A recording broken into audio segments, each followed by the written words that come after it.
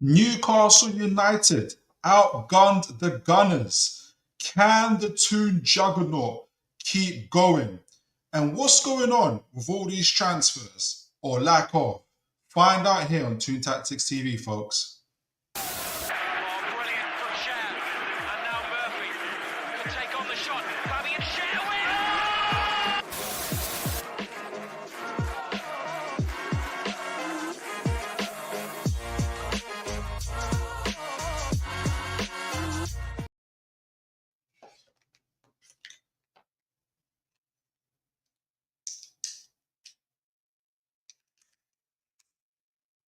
Check, check, check, 1, 2.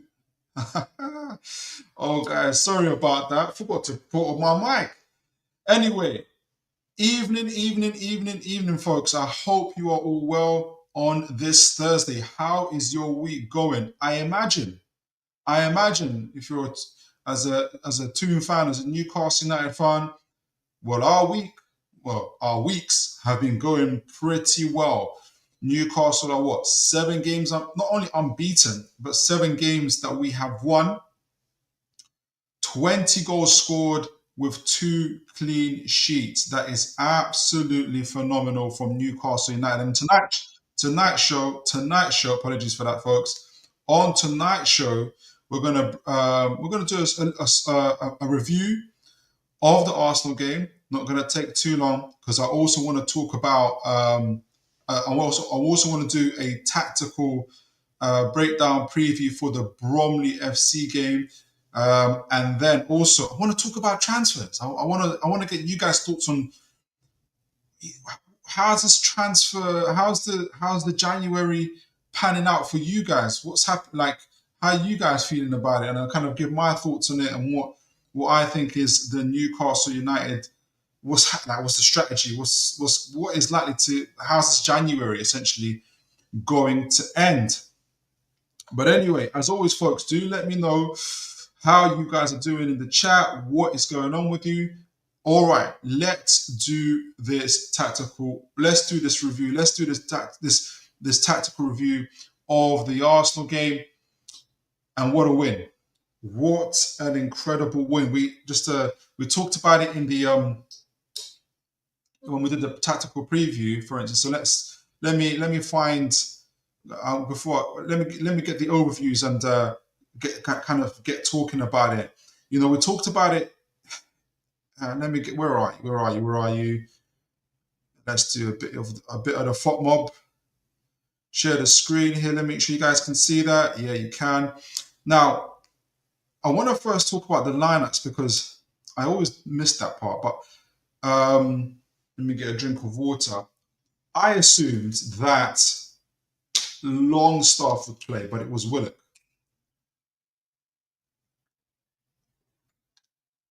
And it made a lot of sense for Willock to play. He, of course, played against Arsenal in a home win.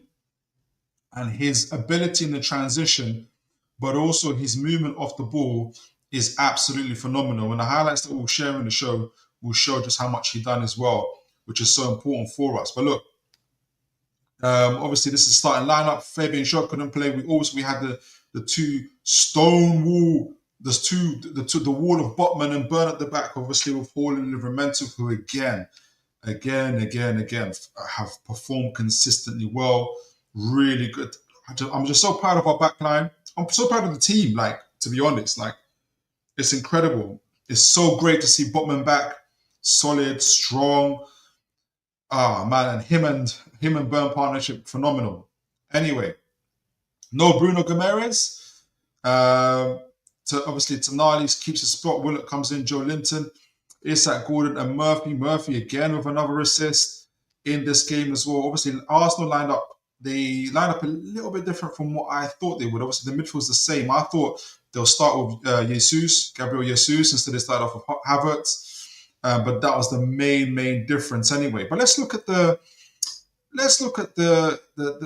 kind of get an overview of the stats of the game before we kind of look at some highlights as well, and just see how both teams did essentially. Let me just make sure I got everything up here as well. Make sure I'm not missing out on anything. I got my see what the stats are saying. But before I do that, I want to make sure I've got everything set up for you guys to be able to see. Let me see. Can you guys see this? Right, here we go. One moment. Make sure you guys, please do make sure you guys like, share, and subscribe as you guys come in. All right, so let's get back to the stats for the game. Overall, look, 70% possession to Arsenal's 30% possession to us. Now, we know, obviously, we talked before, and a big part of that was because, and we're going to talk about it, especially in the second half, Newcastle went from a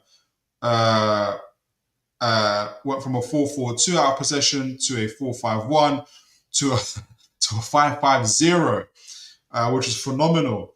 And I think that accounts for a lot for how why their possession is so low. And I don't know if you guys, folks, will remember in the previous show, we were talking about how I was just trying to find out, because we saw it against Tottenham, we saw that were Newcastle essentially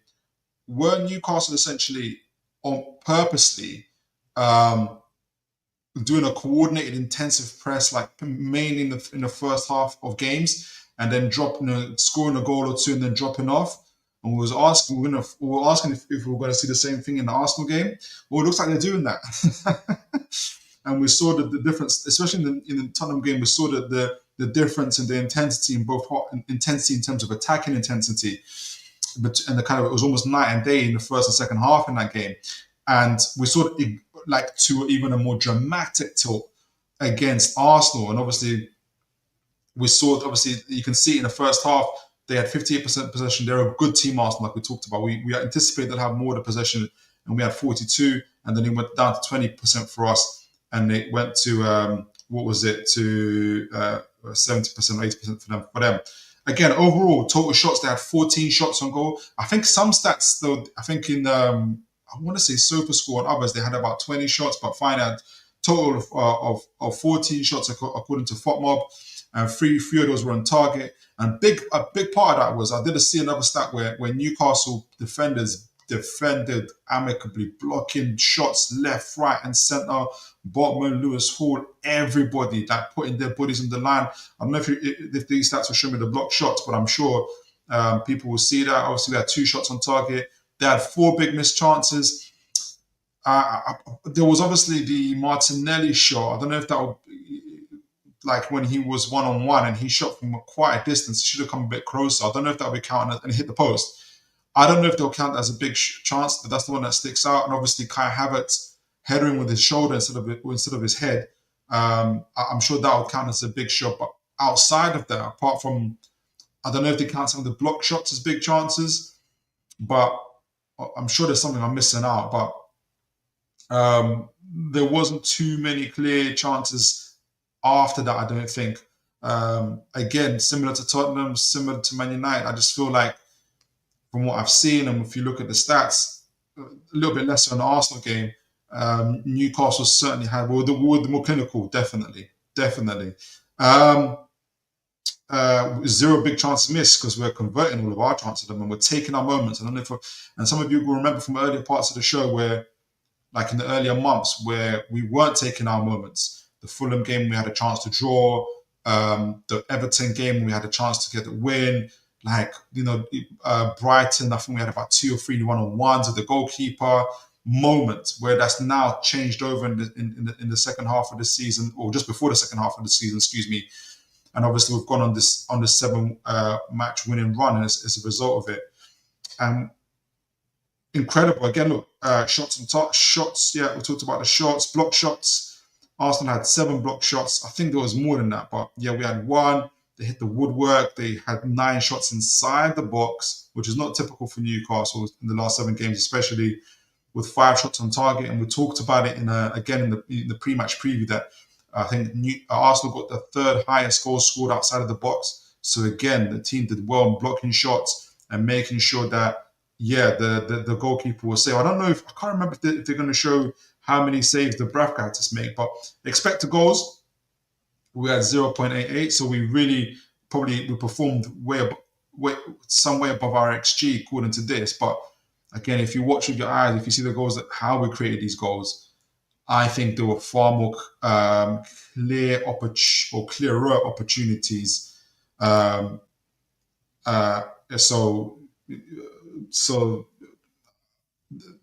I don't think we outperformed that XG, but I don't think like we were so outrageously lucky. Is what I'm trying to say, I suppose. Again, but when you look again, if you look at XG open from play, so created shots from open play, they were only 0.10 above us. You know, so a lot of the XG, a lot of Arsenal's XG, 1.5 was from set plays.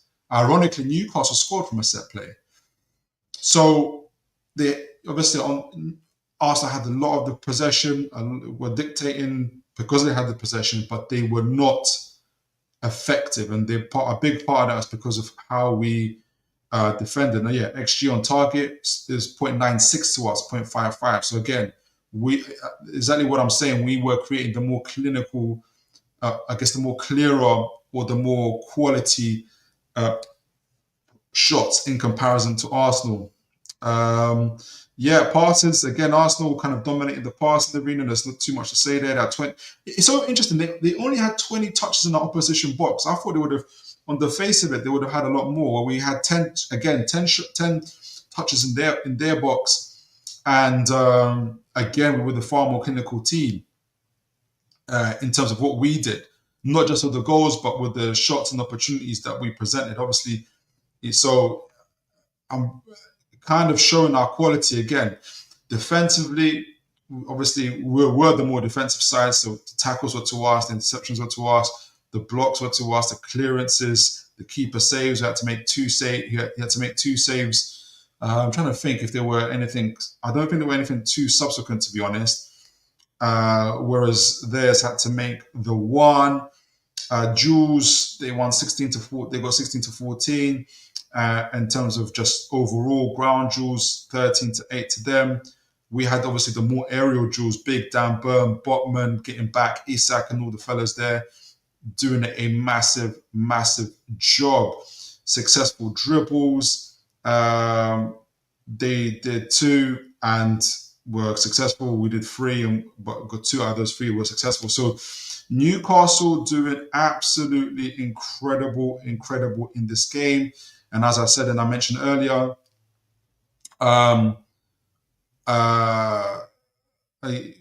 2 goals, obviously, was it 7 games and 20 goals with 2 clean sheets. That is absolutely phenomenal from our team. I want to show a bit of the highlights as well. It's difficult to say what I want to say because there were so many good things that we did. And I'm also going to use a 4-4-2, a little snippet from 4-4-2 to talk about our second half in terms of how we defended, because I want to use it as an opportunity to give props to Eddie Howe, because I don't do that enough, and how he has matured, how Howe has matured. Not matured. It's a bit. I can't. That's not even condescending. It's how he has evolved in what he's doing, and how I get the feeling that he's learned from the mistakes of the past. So let me see if I can get, so you guys can see on the screen down. I'm just figuring out what I want to show. I had a whole heap of chances. I want to show a couple chances before we scored, for instance. Gordon, Tonali missed. Well, let me see this. Let's see how this goes. Because some of again, this is talking about, in fact, let me even from the opening minute, and I think this is the difference between the 2 teams, to be honest, in what we produced. I didn't see too many chances like this what Arsenal did. Yes, they did. Like I said, they had touches in our box, did these things. But for me, let me just get it off and see where we go. So yeah, look, you guys can see. Obviously, we're playing that 4-3-3. Burn getting it over to Hall of It. So this is to do with I think it's the first chance in the first 4 minutes. Tonali screening our back line. We're kind of playing a little bit deep. Arsenal already pressing high, again, typically how we do.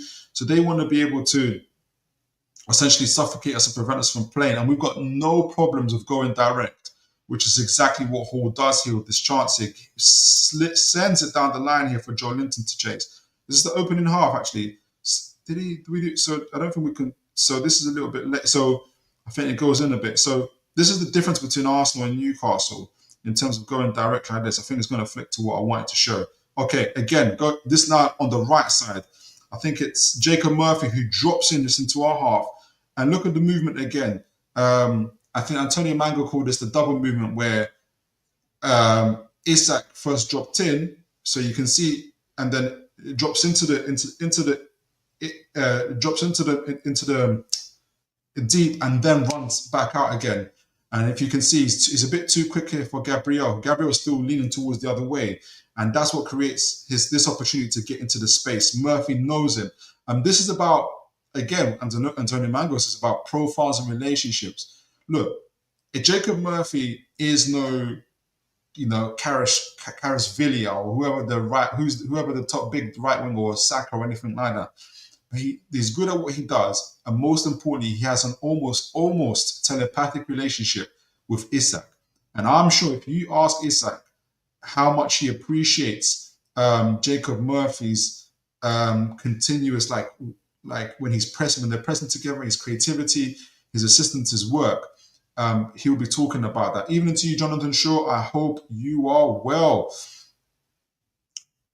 So he gets into that. This is the opening chance. I didn't see too many kind of chances like this that Arsenal were able to get, where they kind of got into our box here. Joe Linton gets. This is the first 4 minutes, guys, and really we were quite unlucky because this is again great dribbling from Isak. He's already routed the Arsenal defense. And nice. I think the ball starts bobbles over here, and then Joe Linton hits it over. And, the crowd was saying, "Way!" But if I was in the crowd, I'll be thinking, "Raw, is this going to be?" Is like the Newcastle's intentions were very, very clear from the beginning of the game what we're going to do. You can press us high. We don't mind going direct. We've got the runners. We're going to catch you in the transition, no problem. And that continued on. This is the Gordon and Tonali missed chance, missed opportunity as well. That we were able to, that was created. This is just before the goal again. Again, Murphy here dropping in deep. Isak saying, "Look, get the ball to me." And I think to the right here, I don't know who's pushed up there. Is it Murphy? No, it's Livramento. Is it like Livramento with the ball? Carries it up. And we talked about Livramento. Is it Livramento? I can't see who this is. Can you guys tell me who that is who's got the ball? Or is it Tonali? I can't tell who that was. Maybe it's to Livramento. He carries. We talked about maybe the difference between what him and Trippier do, whereas Livramento kind of carries the ball a little bit more, but he did really well carrying the ball forward. Again, passes it in between the channels, and Isak's movement is sublime. Gets Saliba in the 1v1. He forces Arsenal on the back foot again, and look, he's got the time to look up. Saliba doesn't even want to press him too much because he's scared he's going to bypass him. Again, incredible play from Isak here. Says, "Do you want it? Do you want it? I bet you guys don't want it. I bet you guys can't get me." And he can't. And by the time it gets into the box really, really well, we've got one Newcastle player in the box, about to get two of Gordon as well. And this is the part we're about to get two as well. And this is just the part where he makes an incredible cutback. And it just gets in behind Gordon there. And this is like, 3-4 minutes after the Joe Linton chance. Newcastle will make their intentions really, really clear. Lewis Hall, look where Lewis Hall is. This is in the first 15, 20 minutes, 30 minutes. This is our fullback getting that shot off there, getting the block into that box. He gets the shot off. Newcastle have now got 4 or 5 players in the Arsenal boxes bobbing around. And this is where I would have thought, this might go top bins here for Tonali. Newcastle making their intentions absolutely clear from minute 1. Jonathan Shaw, I'm loving Murphy's form, so am I. He's really sticking it to the Murphy haters. He really is. And you know what? I think the whole team is. The whole team is playing well. We talked about it in the previous show where our big hitters are playing well. Our intensity has returned. And there's a third thing that we were talking about, but I forgot what it was. Our big hitters, our intensity, and there was another part. and the tactical change of Tonali. It's playing in that 6. It's just really kind of giving us that. It's just reinvigorated the squad. Now, obviously, we scored that set piece goal with. There was another part as well I wanted to show. No, okay. Obviously, I don't know if you guys, the set piece goal, Isak set piece goal. I don't know if you guys think this, but this proper reminds me of the goal that we conceded against Brentford. The set piece goal that we conceded against Brentford. We must have learnt from them. So if you guys remember, there was again, long ball from the goalkeeper. It was a free kick. This time it's the Bravka. He's about to get the ball out. Come on, Dubravka, get it over there. Also try to keep a high line.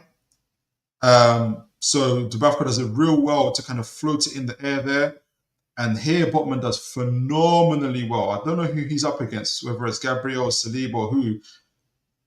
But Botman gets ahead of them, gets it down to Murphy. Murphy shows, again, we just talked about Murphy with Jonathan.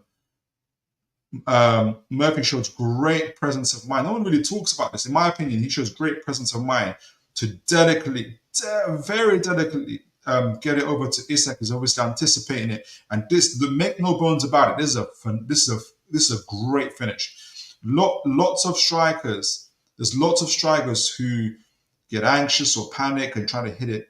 They hit it right at the goalkeeper's chest. And one of the best things to do is hit it high or try to get it into the corner, just over the keeper, so they've got absolutely no chance. And look, we all know about Isak, his quality. Not only his quality, but he's in red hot form at the moment. So again, phenomenal work there.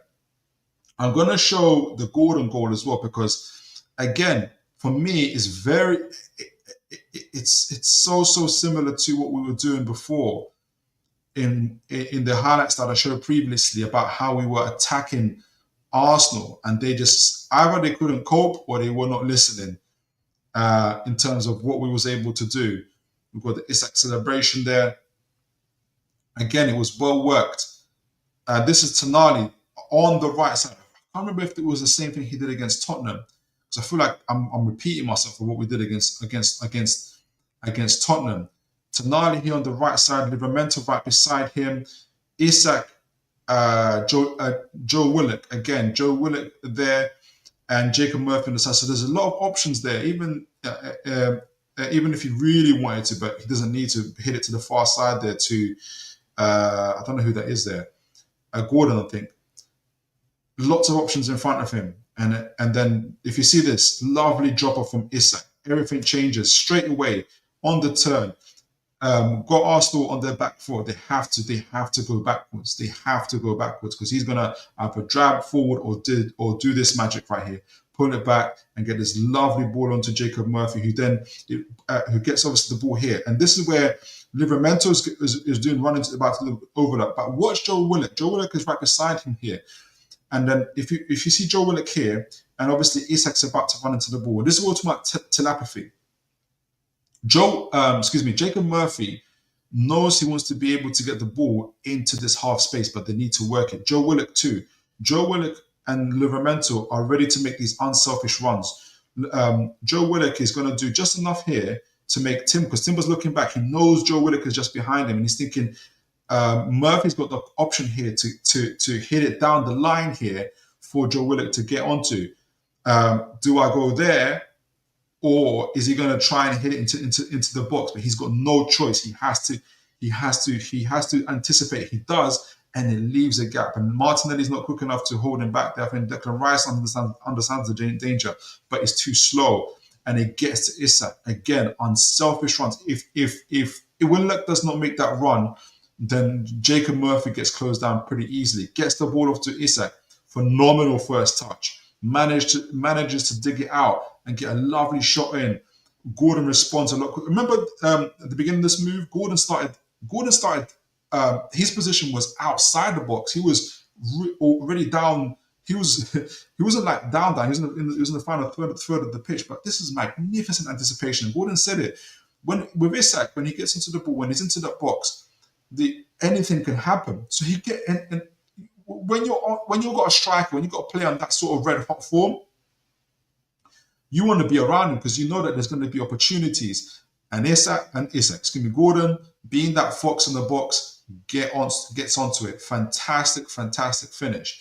Now, before I move on to 4-4-2, because they talk about the second half, and there's this one main bit where they talk about Newcastle's defensive, how for Newcastle defensive display and Eddie Howe's tactics, because I want to give Eddie Howe his props. But before I do that, let me read your comments, folks. Jonathan Shaw, his partnership, that's Murphy, his partnership with Isak is brilliant. You can see Isak appreciates him 100%, 100%, 100%, and it's good and it's great to watch. Long may it continue. Consistent Mag FC, good to see you, sir. I hope you're well. Let me know how you are doing, and are you enjoying this winning run from Newcastle United? Right, so let me get on to the 4-4-2. Because essentially, and just to give you a brief background, if you guys haven't seen this, when did I forgot the gentleman's name. I know that his surname's clearly, but I forgot his first name. It's crazy. He's an Arsenal fan as well, actually. But they do a really, really good he does a really, really good tactical breakdown of the game. But I fast forwarded to the point where he's talking about the defensive part of Newcastle United. As we mentioned, and as you guys would have seen from the game itself, we started off in a 4-4-2 before going into before making changes, and before the gentleman talks about how after that Kai Havertz chance, when the ball hit his shoulder and somehow didn't go in, Eddie Howe made the changes where he took off Isak after 60 minutes, took off Willock, and I forgot the third person he took off. And he brought on Longstaff. He brought on, I want to say Barnes. Was it Longstaff? Longstaff and Barnes. And essentially, he brought on players that would allow him to play into the 4-5-1, fresh legs, and to be more defensive. And then 10 minutes later, he took off Gordon and brought on Almiron. And at this point, he himself was shocked because Almiron clearly pointed to the players and said 5-5-0. Mr. Howe went into a 5-5-0. This confirmed to me, and I'm happy these guys did this analysis, and I'm happy these real tacticals were talking about this. This is clearly very defined and very intentional, because for the folks that were here before against Tottenham, against Man United, we did that review of Cass from Never a Foul, where he actually talked about he believed that Newcastle were doing it intentional, where we're very intense in the first half up to 35, 40 minutes. We get our goal or goals, and then we drop off and we just say, very intentionally by design, because we're so defensively sound, we just say to the opposition, "Come, if you're good enough, you come break us down." And that was even more clearly set out in this game. So let me just see what let me highlight that obviously from 4-4-2 what Mr. Clearly says there, because he says exactly the same thing, and obviously it's a lot more evident because of the 5-5-0 formation, which doesn't get played every day. This is what he says. Changes. So when the second goal goes in, so you're talking about the second goal that Arteta has scored, and now because Arteta now changes his, and this is what Arteta does. He changes it. He brings Jorginho and Jesus on for Trossard and Partey, and basically just goes, the hell with it. 3-1-6. They pushed Lewis Skelly. So the reason why he did that 3-1-6, so he pushed really, really hard. When Newcastle went into, he was trying to overload our flanks. So especially when we're 4-4-2, he had 5 players against 4. Then Howe changed it into a 4-5-1. To counter that, to have obviously 5 players back, where you see, what Joe Linton does, he comes back onto that flank and supports Hall, or Murphy will come back and support Livramento, so that's kind of goes into a 5 at the back and meets that. So this time, as Mr. Clearly is saying, is Newcastle, Arsenal, Arteta sends in Jesus, and this time he says, you know what, put the boys up, 6 players. Howe responds by saying, no problem. You do 6 players, this is what I'm going to do. Up permanently, they pushed Ødegaard up permanently. It's basically a numbers thing. Like, you're trying to create an overload by having 5 in that line, but Newcastle are demonstrating that they're capable of dropping into a 5 and stopping you doing that. So how do you beat a 5? With a 6. So the reason Miggy Almiron... That was annoying. So yeah, as he said, the reason is that Miggy Almiron comes on and says the 5-5-0 is to counter. Here we go. Let me finish it. It's to 5-5, lads, is because Newcastle's solution to this was to go to a natural back 5 with then 3 quite robust central midfielders in front of them. And you combine that with fresh legs, both on the left and the right. And this is virtually impossible if everybody does their part and doesn't... Which they did. Phenomenal work from Eddie Howe.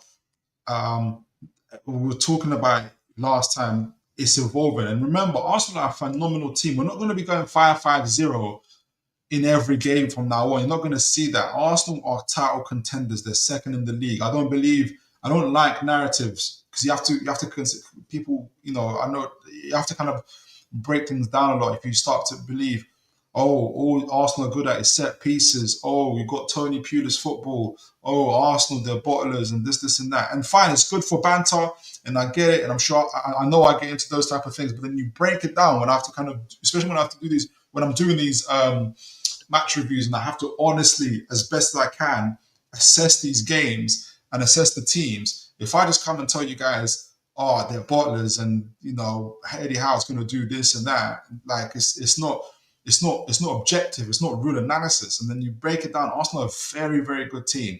They've scored lots of goals. They haven't conceded a lot. Them conceding 2. This is their first loss in 14 games. We inflicted on them. This is us going to the capital, to London again for the second time and doing it. This is massive, massive, massive. So this is the reason why Eddie Howe responded with a 5-5-0 and did it. I don't know. Imagine if he did this, and this is, again, hindsight's 2020. I don't know if you guys remember when we lost to Chelsea in the quarterfinal last year, and we're literally like, less than a minute away. And I know Kieran Trippier made that mistake, but part of that was the intense pressure that Chelsea are putting us. It's those moments, it's those situations that I'm sure Eddie Howe's learned from, and he just said, you know what, this is how we're going to diffuse it. This is what we're going to do. 5-5-0. You know, and he risked it. And Mr. Clegg talks about, like, look, imagine if Arsenal scored, you know, we'll be sitting here saying, what's Eddie Howe doing? How can he go into 5-5-0? How can he take Isak off after 60 minutes? Yada, yada, yada. What, you know, he still hasn't learned. We need a new manager. We need a manager that can win stuff. So he, you know, I have to give Eddie Howe credit for showing absolute courage and absolute conviction in believing that this is his team. He knows what his team needs. And they responded. And they responded really, really well. 2-0 at Arsenal. Liverpool couldn't do that. Man City couldn't do that. Chelsea couldn't do that. You know, so a lot of teams in Europe in the Premier League couldn't do that. So hats off to Mr. Howe. Hats off to Newcastle United and to every player. This was an absolutely magnificent performance from Newcastle United. Before I move on to the next cup competition that we're moving on to. Oh, by the way, actually, before I go on to my man of the match, guys, there's a lot of you guys in the comments. Please do like, share, and subscribe. But the main thing I want to hear from you guys is, who was your man of the match? I'm gonna go through a little bit of individual stats. You know I like to go on the SofaScore to do that. Before I do that, though, before I kind of come to my conclusion, because I haven't done that yet, I haven't come to the conclusion of who my man of the match is. Let me know who your man of the match, and if you can, do let me know the reason why. Before I do that, let me go through the comments. Consistent Mag, hi Philip. Yes, good sir, good you. I am blessed. I am living life to the full, and I hope you are. Yes, you are good. I don't think, yeah. I was going to say that was a quick response. Consistent mag, Gordon for Almiron, if I'm correct. Good. Good. Yeah, I thought that might be in it. And he was, again, Almiron did his thing as well. Everybody did their thing. Jonathan Shaw, appreciate you for sending it in, by the way, Consistent mag. Jonathan Shaw, I'm as excited now as I was in 95, 96. That was a beautiful season, man. I know I was young and I was a child. I was a child, but you've hit memories there. And I actually got the Brownell kit. I can't even find it now. So annoying. Now that the retros are coming back. Sorry, Jonathan, you sent me back to in the past there. I'm excited now as I am in 95, 96 when we signed Ferdinand. Crazy times. Forward line was crazy. It says Gondola. I think you mean Ginola. And Barton, and took the league by storm. Yes, we did. We should have won it. Not mention what happened here. Yeah, exactly. Not mention what happened at the end of that season. But the optimism I had then is like now. That's amazing. That's incredible. That's really, really good to hear. That's now that's nearly 30 years, excuse me.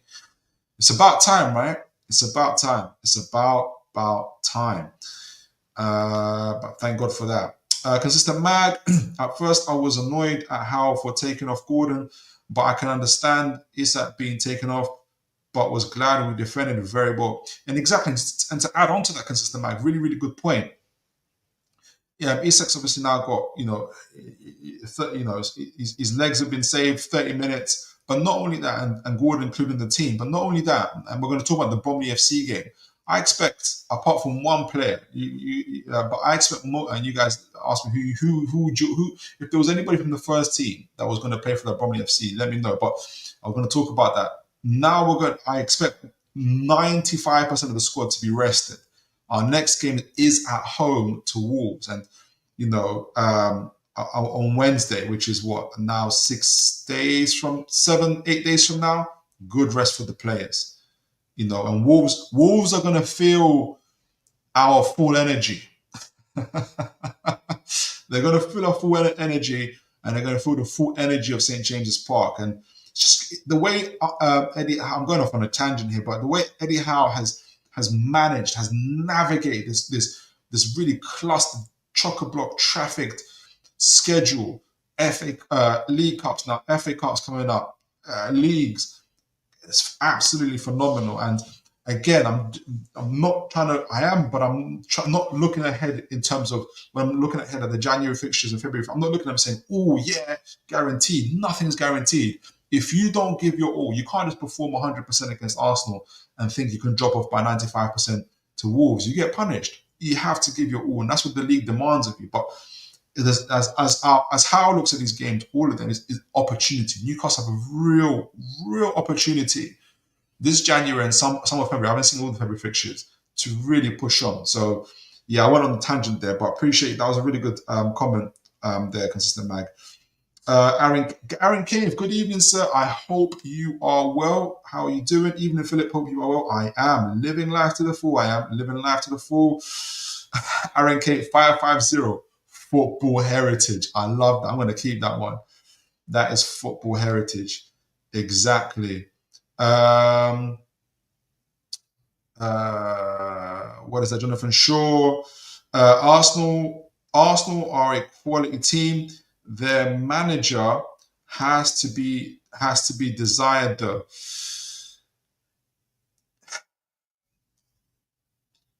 A lot of managers are, yeah, I know what you mean. I almost don't mind it anymore. I know what you mean. I'm with you. Like, I'm not saying this, like, do you guys, I don't know if you guys will remember this. This is before the takeover and stuff like that. I remember games like when Chelsea used to rock up to St. James's Park, and every time the camera went onto the Chelsea players' faces, no matter what time of the game, this is the time we were playing scared football, even under Benitez and all those guys. But I think this is under Bruce this time. The players are laughing and smiling, and probably under Bruce this time, they're having a good time. Newcastle was a friendly place. No manager had any problems with Steve Bruce or any of our managers because we weren't bothering them that much on the pitch or off the pitch or anything. Now, I'm happy now that players, managers, clubs, are bothered by us because we're playing well. Not only that, we're playing well, but we're a top team, we're a top club, and we're going to be a big club, and it's bothering people. And so I take that on board, Jonathan, but I take it as a compliment, if that makes sense. I take Arteta.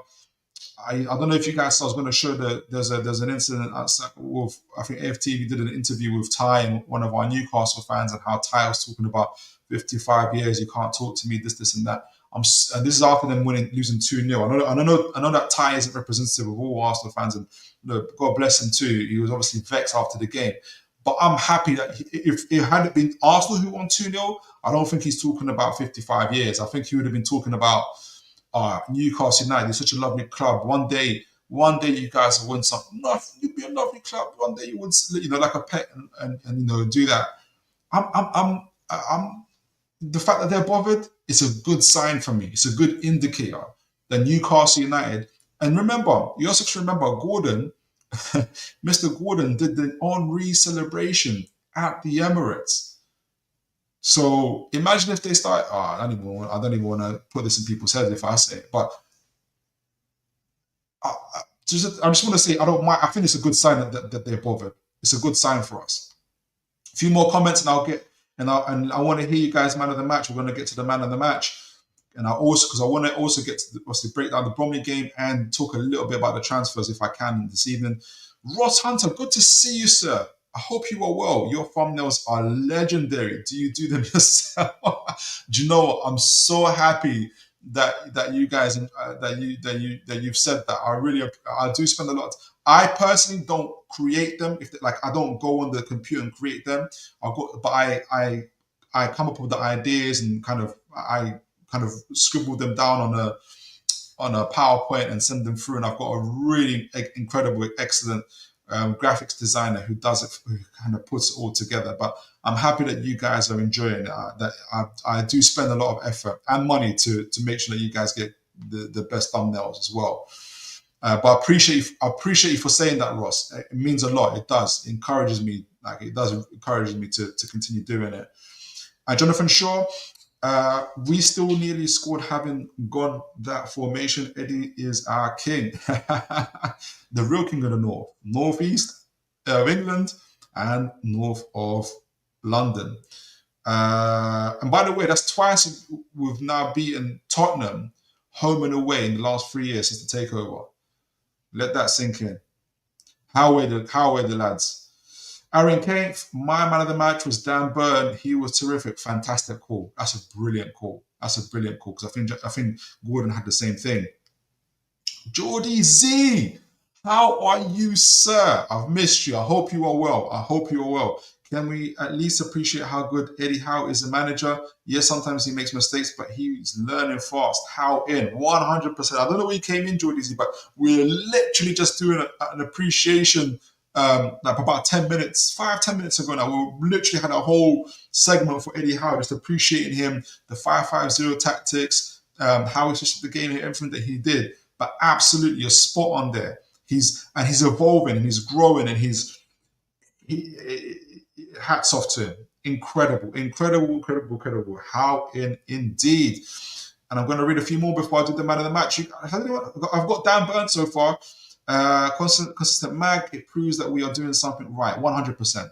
And finally, would have been better if Gordon did that celebration in front of the Arsenal. Oh, mate. we're gonna have some semblance of some water. I think us just winning was enough, and the way we did it was winning enough. Right, so man of the match. Let me get onto the sofa scores. I've got the Bromley game here. Have we got the Bromley game for you? Oh, you guys can't see it. Add on stage. Here we go. So I'm going to go for a little bit. Obviously, there's the eye test. Dan Burn is a strong contender as well. I just want to make sure I add a little bit for myself and hopefully for you guys as well. But for myself mainly, to add some objectivity. But Dan Burn is definitely a strong candidate. Let me know if anybody else has got anybody else they want to they would add on to that. Where are you? Where are you? There's average positions. Yes, yeah, player statistics. Right. Let's focus on Newcastle. Can you guys see that? Yes, you can. Brilliant. Obviously, for attack, Isak to the top of everything. Shots on targets. For Isak, we didn't have too many. Isak and Gordon, we're supposed to do that. Those guys are supposed to get shots on target. Really good for us. Shots off target. Remember when we had 0 shots on target against Crystal Palace? Do you guys remember that game? We've gone far. We've come a long way, guys. We have gone a long way. We've had Lewis Hall had a shot blocked. We saw that on the highlights. Dribble attempts, Isak was phenomenal. Lewis Hall, again, good for him. Jacob Murphy, not bad. It was a mainly defensive performance, and I think that's where you're going to see some real big one. Defensive actions. Defensive actions, obviously that counts for everything. Tackling, block shots, everything. Sven Botman with 10. Burn of 9, Livramento of 9, Sandro Tonali of 8, Joe Linton with 8, Sean Longstaff of 6, and Sean Longstaff came on in the second half, which shows you how intense it was. Lewis Hall with 5, Martin obviously with 4, Martin Bradford, but the highest, Livramento, he's both Livramento or Hall. I smile with pride. I know I personally didn't have anything to do with the development of where they've gone. I think I'm just smile with pride as a Newcastle fan, just watching them offensively, defensively, incredible. Look at their defensive actions, clearances, a whole heap of clearances. Dan Burners with 6, Livramento with 8, Sven Botman with 8. Who had the most blocks? Block shots, Sandro Tonali. Sandro Tonali coming in to defend there. Dan Burn, Joe Linton. Interceptions. Everyone's across who got 1s there. Total tackles. Who had the most tackles? Again, 1s are all across. It's so difficult. Right, so passing. Who had the most touches? Lewis Hall. Good on him. Sandro Tonali, good to see that. Botman obviously supporting now that we've got his incredible line-breaking passes. He's there for us. Tino, Joe Linton. So all, the players that we want on the ball, really, kind of the technical players. And obviously, Martin Dubravka is incredible with his feet, helping out there, doing his thing. Very, very good from him. Accurate passes is Sandro Tonali. Who got 100%? Someone got 100%. Sandro Tonali, Dan Burn obviously got side to side. But Tonali, with 49 touches, he got 77%. Botman, 76% with 44 touches. Tino, 74%. So good, our technical players doing the business as well. Jules, who's winning the Jules? Who's doing the Jules here? Joe Linton, obviously, 12 attempts, 4 successful. Sven Botman, 9 attempts, 8 successful. I missed you, Botman. I missed you. Lewis Hall, 9 attempts, 3 successful. Isak doing well, 6 attempts, 2 successful. Dan Burns, 6 attempts, 5 successful. Incredible. Sean Longstaff, 5 attempts, 4 successful. So he's now in that second half. He really. I know it came again. Second half show up, and I think he had 30 minutes, and he's performed. And he put some stats here. Ground jewels, Joe Linton tops it with 3 successful ones and 11 attempts. Joe Linton was incredible again.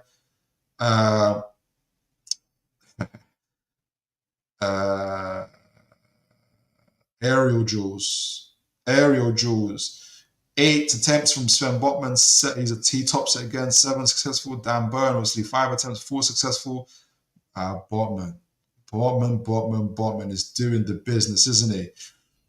Possession lost is a bit different. Again, it's a bit different because of the way we played. It's hard to say that. And obviously, Martin Dubravka with 4 punches, 2 saves, did his thing. So, guys, for me, it's tight. It's between Dan Burn and Sven Botman for me. It's between Dan Burn and Sven Botman for me. Who do I want to say? It's between Dan Burn and Sven Botman.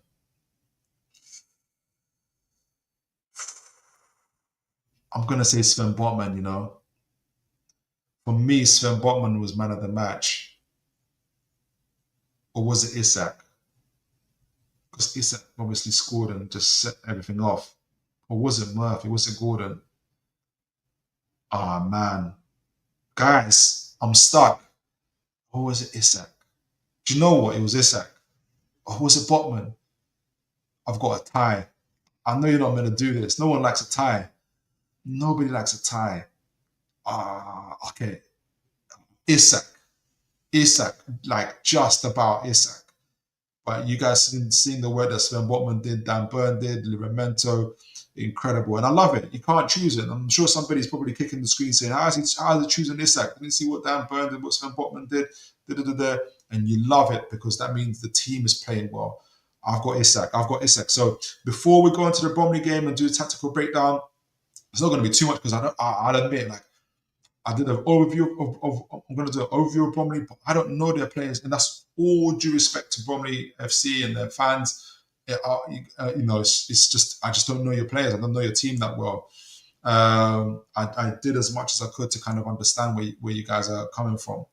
Jordizi, man of the match. Lewis Hall, that's a good call. Can't argue with any of these. Jonathan Shaw, man of the match. I'll go for Toon Army because he's starting to pull the strings, protecting the defense and assisting the attack. He's all over the field, but hey, I could give it to so many. Yeah, exactly, which is brilliant. Absolutely, guys. Thank you for sending in your man of the matches there. Dan Bird gets a great shout. Mighty Mag, evening sir. Hope you are well. Evening again, Philip, and guys, smash the likes. Yes, please, guys, do smash the likes and share. And also thank you for all your encouraging messages, like on the live chat, on the YouTube comments, on my TikTok. I think some of you also follow me on TikTok as well. So I'm not always good at memorizing names, and apologies, but like you guys, you guys really got the channel buzzing. So I appreciate you for that. Aaron Kane, when Shaw comes out the team, one of Botman or Burn is likely to be dropped. Who gets dropped? We need this kind of competition for right centre back. Exactly. And we know that Howe doesn't drop a winning team. So when Shaw comes back, Kraft is back, by the way, as well. Lascelles is due back. You know, the competition is going to increase. Everybody's going to want to be part of a winning team. So the winning team, the players that are playing currently, have got every incentive to continue with their form. And, you know, that can only be a good thing. Jez Simpson, welcome, sir. Evening, Philip. Joined a little late to the live show. Man of the match from me was Dan Burn on Tuesday. I can't argue with it. Like, there's so many players. I can't argue with it. I don't know if it's your first time again on the show, sir, or you've been here before. My apologies. But if it is your first time, welcome, and I hope you enjoy it. Jonathan Shaw, should show these stats to the Sean Longstaff haters. They never think about what he does. Yeah, man. Literally, the last 30 minutes, he pulled up some crazy. Like, he did his bit, man. Honestly. RD United, good. You know, how are you doing, sir? I hope you are well. Big up, guys. Good to see you. Newcastle versus Spurs. Everybody wants this. Newcastle versus Spurs Carabao final will be huge. Both sets of fans. That's it. That's the story that everybody wants, isn't it? That's the story that everybody wants. Like, is it going to be the team that hasn't won anything in 20 years, or with 55 years and things like that? And then all of a sudden, the Carabao Cup's got a bigger importance.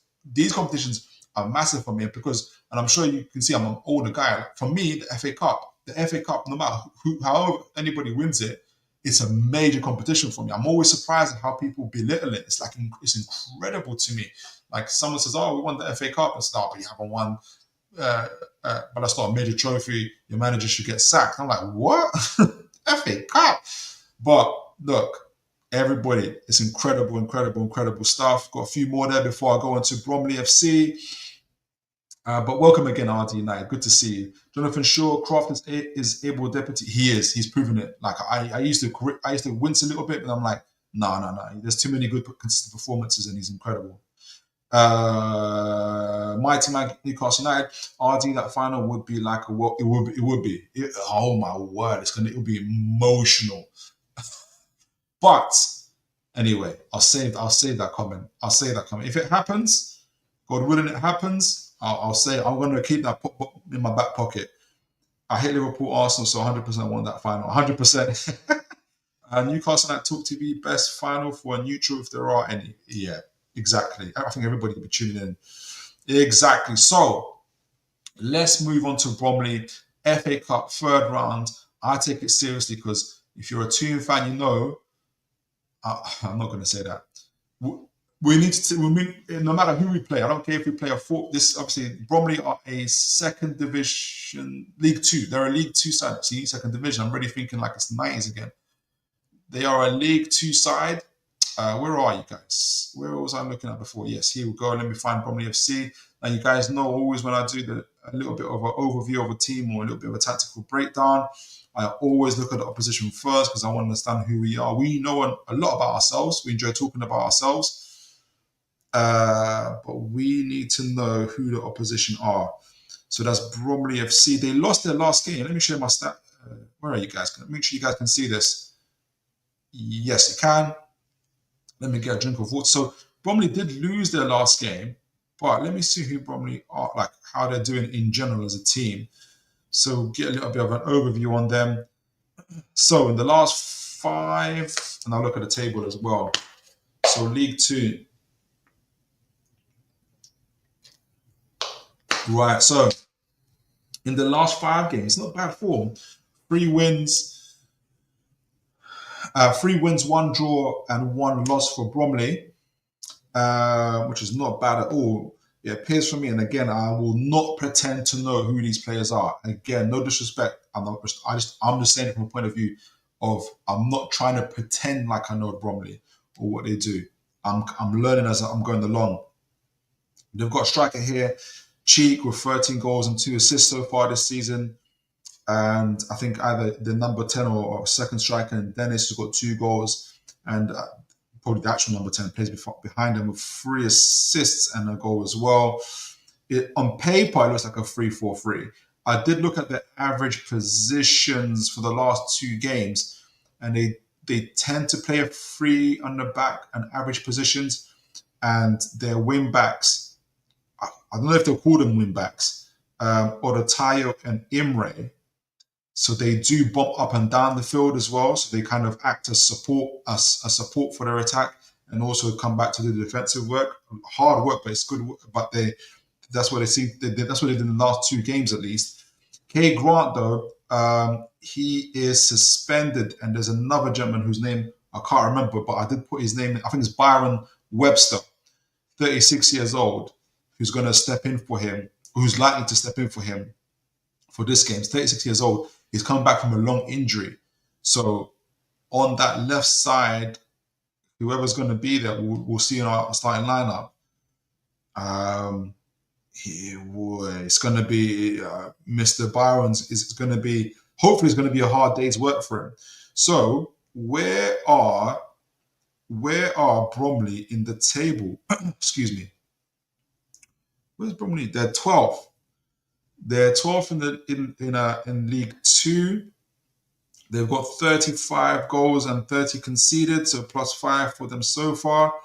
So they're mid-table at the moment after, is that 24 games? Yeah, after 24 games, 8 wins. What's that? 10 losses? 10 draws, excuse me, and 6 losses. So a mid-table at this moment in time, they are a mid-table League Two side. How many goals did they score? Did they see that a lot of goals for the people? Pretty much average in terms of goals scored as well. So that's interesting. Stats. Let's see what their overall stats about their team says. Make sure you guys can see that. Yeah, you can. So whether they rank in League Two. So even though they're mid-table at the moment, FOTMOB rates them overall as 5th. So that's obviously taking on everything: goals per match, goals conceded, tackles, everything like that. So there's metrics to suggest that they should be a little bit high up the table. So even though for me, I always say the table never lies, but there are underlying stats that suggest that Bromley are a little bit better of a team than the table suggests. Goals per match, they're 5th in the league for that, roughly 1.5. So 1 or 2 goals they're likely to score per every game. Goals conceded, very low, 1.3. They're fairly low it's fairly high actually.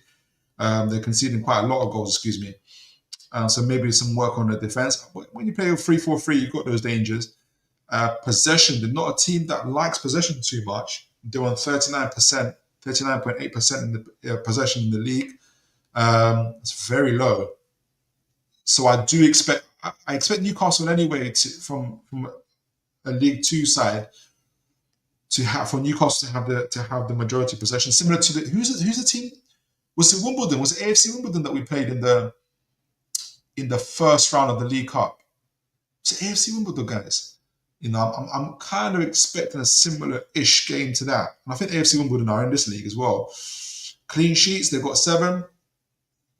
Just not too bad. Well, after 24 games, what's that? 1 and 3, they get clean sheets. Not too bad. At expected goals, they're 4th in the league for that. Shots on target, they are 9th. So they're fairly good. The offensive side, big chances created, 8. Big chances missed, 19. So it sounds like they convert their chances when they get them. Accurate passes, 24. Well, they've got a very low percentage in terms of possession. So their passes is also very low. So that's something that they're gonna struggle with our intensity in our press. And I know that we're not gonna play our first team, but even our second team, if I can call it a second team, but like, with like if Bromley can't, which would suggest they're not very good on the ball, they're going to really, really struggle in this game if that's the case. Accurate long balls, again, pretty low, 15. Accurate crosses, 5th, which is not bad. When we've got those wingers or wing backs, that's pretty good. Touches in the opposition box, they're 7th in the league, so it's not too bad. In terms of attacking, so it seems like they get some dominance. 10th in the league for corners, chances conceded. So actually conceded their 5th. So they concede a lot of chances. That's League 2. I expect Newcastle to create a lot of chances, to have the vast majority of the ball, I'm not going to over-reg it, but I'm not going to underplay it either. There's like a fine balance of keeping. If you guys can know, I'm trying to keep here. The low end interceptions, which again suggests to me I have a bad positional play, not the best of structures, for instance. And I think that will be the case. I wouldn't say that for a team. So we've got ourselves and Arsenal, for instance, are quite low on interceptions per match. But that's because ourselves and Arsenal, for instance, have quite a high average possession of the ball.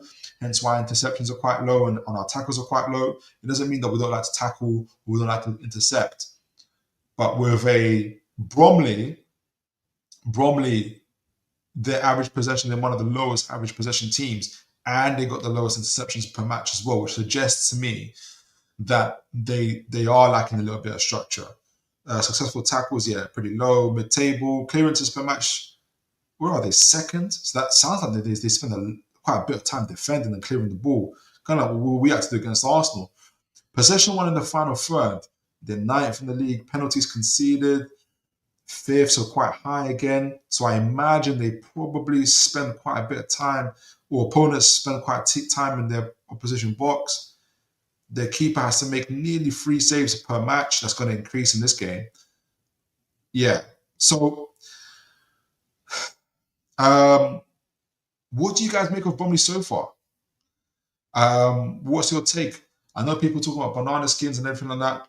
And I get that, and I fully understand that. I don't think Newcastle should have that. And it's important that with the winning run, we maintain that. Whoever plays in this game, they got to feel it. I want Osola get to. Hopefully, I'm giving away my team lineup in a minute, but there's players that haven't played that I hope they get their goals, they get the assists, they get a good performance. I want a good performance. I'm not going to be, yes, the result is obviously is very important, but I almost don't mind if we win 1-0 or 10-0.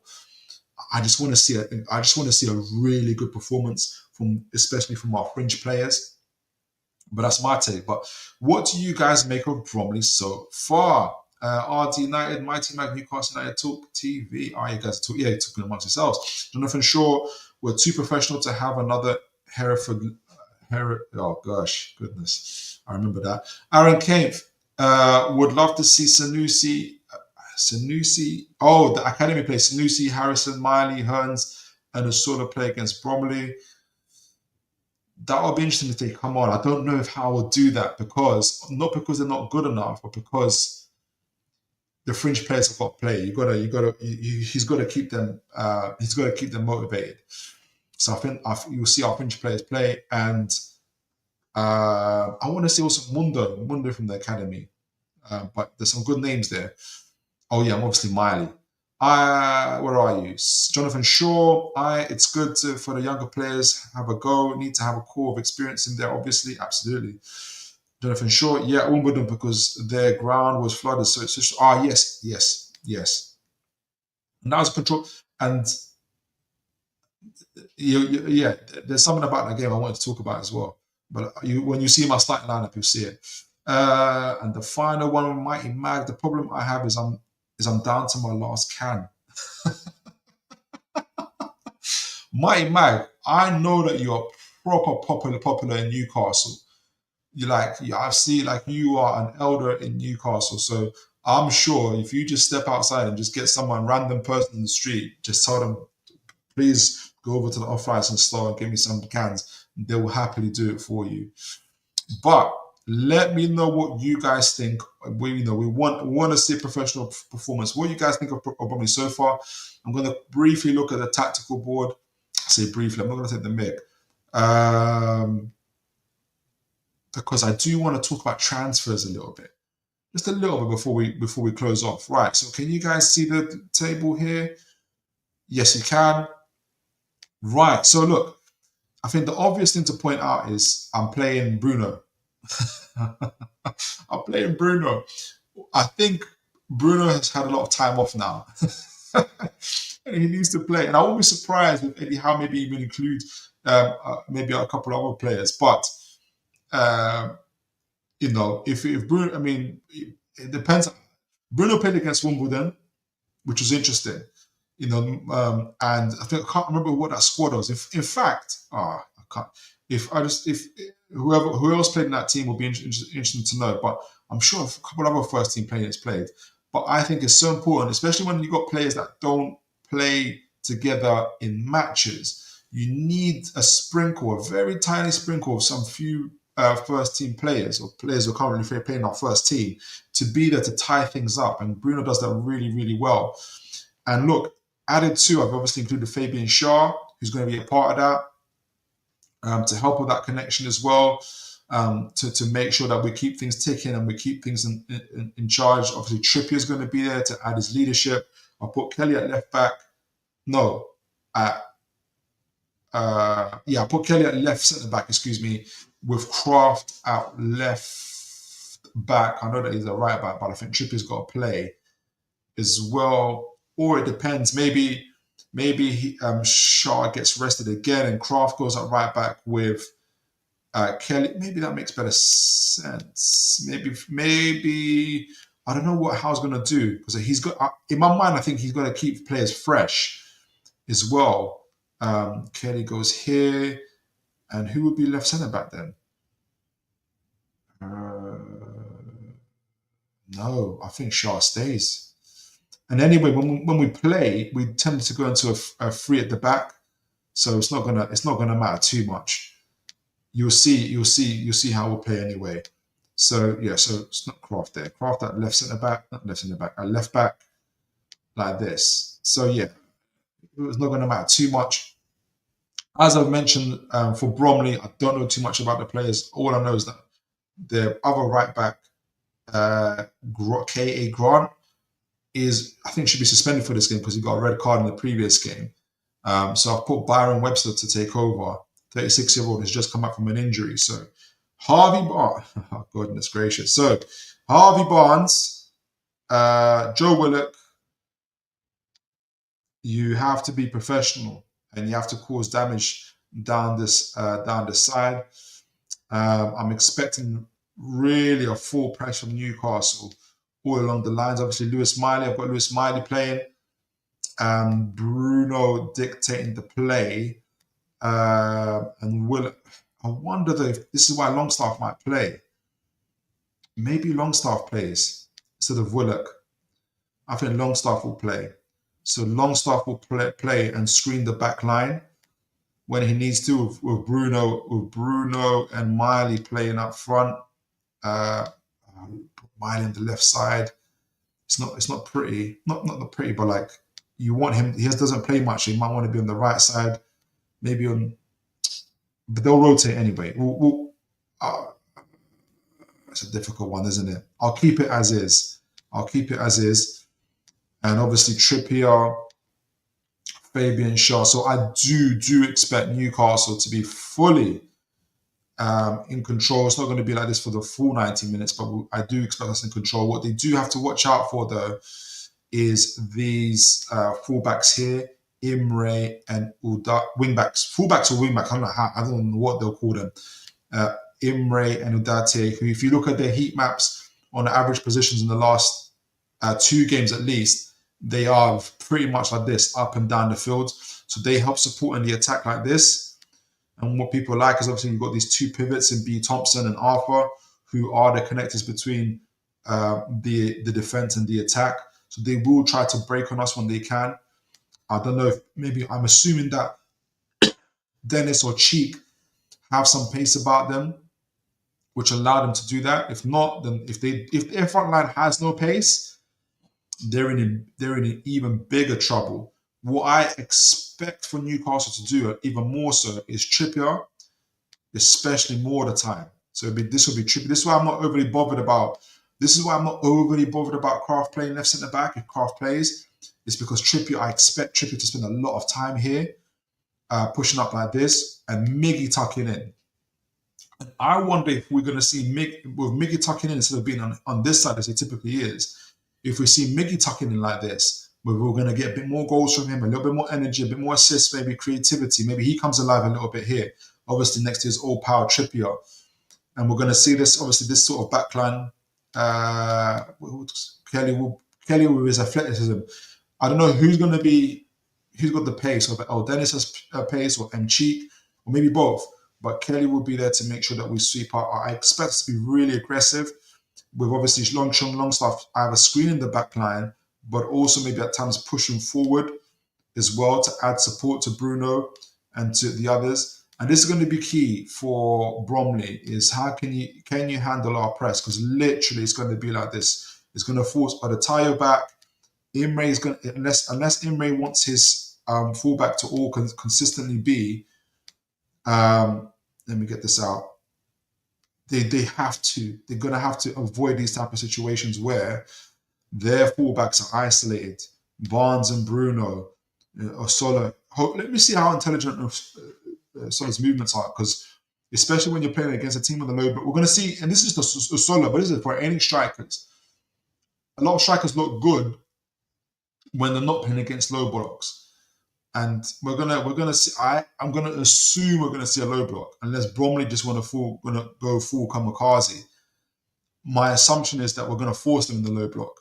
We're gonna make it very difficult and very intense for them. And after they've got the lowest average possession of the ball, they've got some of the lowest accurate passes on the ball.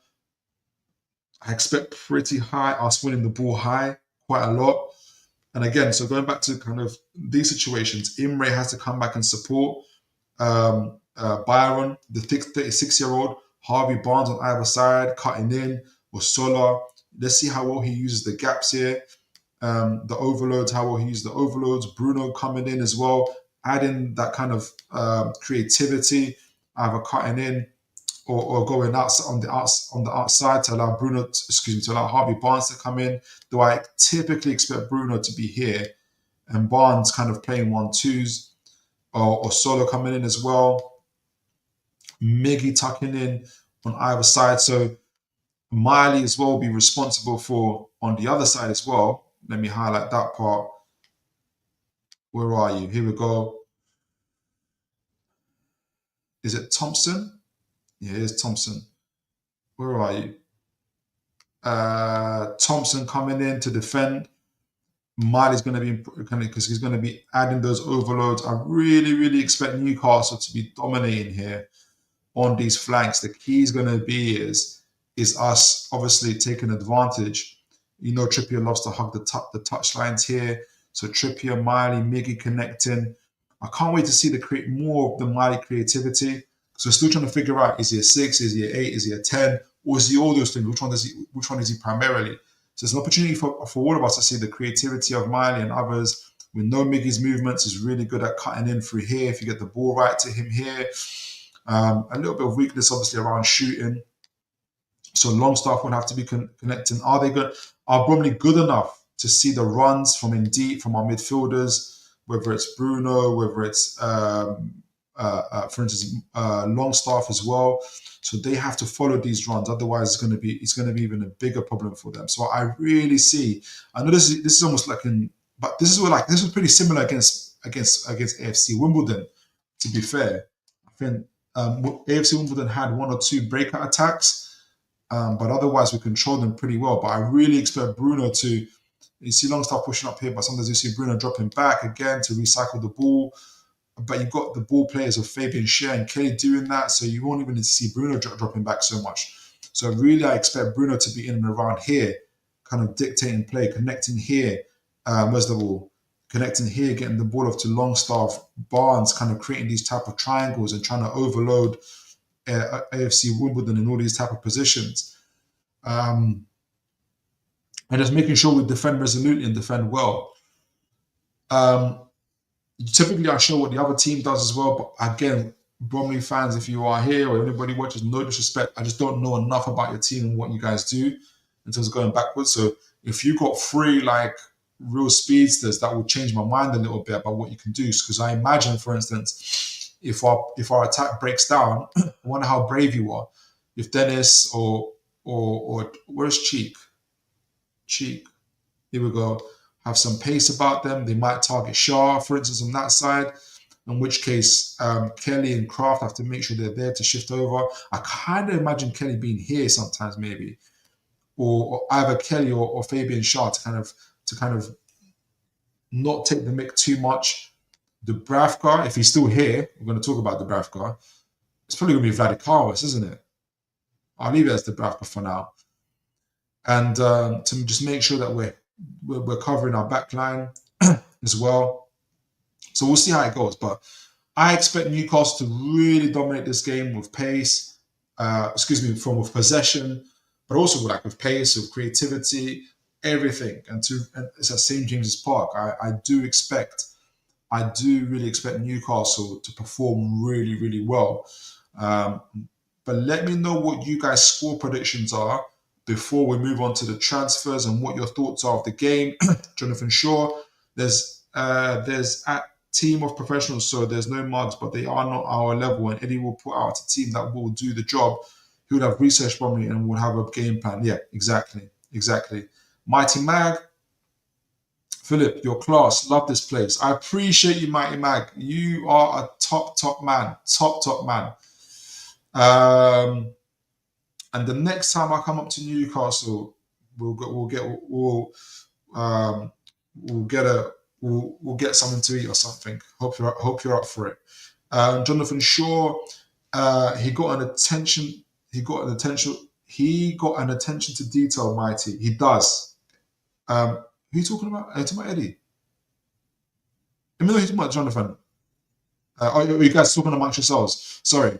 Aaron Cave, LB, I would love to see Alex Murphy get some game time. You know, I want to see more and more of these academy players, and Eddie might do it. I just have a feeling that to keep the team, there's some players that haven't played, that haven't started. Like if I look back at it, if I'm looking back on the team here for us, Kelly hasn't started in a while. Kraft obviously is just coming back, so he may not play him, but he needs to play because now he's now started full contact training, so he needs to play. Sean Longstaff needs to play, hasn't started in a while. Harvey Barnes has, I mentioned Harvey Barnes, excuse me. Osola has never started. Like, wouldn't this be a big opportunity for him, like, to build some confidence? Miggy, obviously, Lewis Miley. It's hard to, a Trippier. Trippier needs to, kind of get some So this is why I kind of find it difficult to see where the academy plays. I want to see Mundo. I want to see Hearns. I want to see Sanusi. There's another kid. There's another kid that scored for us. It was against Brighton in the under-18s. If you guys know who he got, some of the websites don't show their names. He scored the first goal I want to see. Like, I want to see those guys, but I don't think you can take the. I don't know if you can take the to that level. But all those players they need to run out. They need to run out. They need to feel. They need to be a part of it because they are a part of it. We cannot win. We can't. Saying that we can't win this league. We can't win. We can't. Continue this run without the whole squad. So I just think these guys will play. A lot of them will play. He is Jonathan. Kraft is fit. That was announced today. He is fit. He's fit. He's ready to start. Mighty Mag, Philip, get yourself on Talk TV. Always great banter. Absolutely. Let me know when you want me on. I'll make sure I'm available. I really, really appreciate the invite. Be interesting to see if it's trips or it'll definitely be trips. Tino needs a rest, and the momentum. Yeah, I think because hopefully because I don't know how if 7 days is too long because the team has enjoyed playing every 3 or 4 days. I think even though it creates a little bit of aching muscles and stuff like that. So there might be a temptation for how to still play 3 or 4 players. I think Bruno comes back in for me personally. I think he does. I reckon trips. Yeah. Close call, Jonathan. A couple others there. But there's a game on Wednesday. Jonathan Shaw. But there's a game on Wednesday. It's so safety tomorrow for that. It's either or, though. Doesn't weaken the team either one. You think Joe Linton will play? Okay, interesting. I think he'll get saved. I think either Longstaff. Yeah, like I said, Longstaff, Miley, and Bruno, or Willock. Obviously, Willock is the more natural one in terms of the left side. A couple more before I go into the transfers. Mighty Mag, are you talking to Consistent Mag there? Would never sell Millie Miley. Surely that would no. We're not going to do that. I'm never going to bang on Jonathan. Jonathan Shaw. Excuse me. I was actually talking about you, Philip. Oh, thank you, sir. Thank you, Philip. But it sent before I could finish the sentence. Was responding to Mighty Mag. I appreciate you, Jonathan, for that. I appreciate you, guys. So, look, we all know what we have to do for this game, and full respect to Bromley. And we're looking forward to playing you. We've already played someone from your league as well, AFC Wimbledon. They weren't too bad either. So I expect I want to see a really good professional performance from our players, and just the crowd roaring. Hopefully we see lots of goals. I'll give the same scoreline we got against AFC Wimbledon. I think we won 3-0. Did we win 3-0, guys? I'll say 3-0. And I'm going to put, who do I want to give us the goal scorers? I want to give us the goal scorers. This is how I hope scores. I want Osodas to score. I might have to do more than 3-0 then, but I want Osoda to score. I want Miley to score. I want Barnes to score. And I want Miggy to score. Yeah. So 4-0. I'll say 4-0 with 4 different goal scorers. Couple assists as well for Miley, Bruno, and Trips. Yeah, that'll be a good day. That'll be a good evening for me. That'll be a good evening. Aaron Kane, if you're thinking 4-0 too, yeah, score. I want to score. I'll be celebrating with him. I'll be celebrating with him if he scores. Right. So, okay. So we've done that. Transfers. Or lack of transfer. Oh, before I go on to that, I did want to actually get a final message from Gordon. I don't know if you guys saw this. I'm sure you did actually. Final interview from Gordon. I want to go halfway through it where he bigs up Burn, but he also says something. And this is what I'm loving about the team's mentality in Newcastle. Obviously, with 7 games won, not unbeaten. 7 games won in a row, so not just unbeaten. And the mentality. You guys would have heard that. Even after the Arsenal game, we won 2-0, obviously. There's no celebration photos in the changing rooms that we typically do, because as Gordon says here, the game's not over. I love this mentality. And guys, you guys remember that first League Cup final after, I don't know how many years it's been since our FA Cup final, maybe was 20 years ago.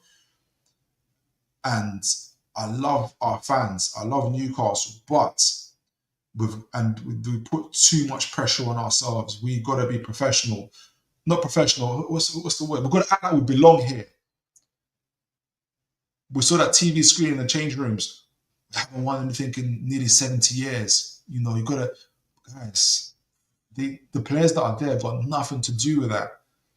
It's almost like, you know, when the team is winning 4-0, and in order in the first half, in order for the coach to keep them motivated for the second half, he says start at 0-0.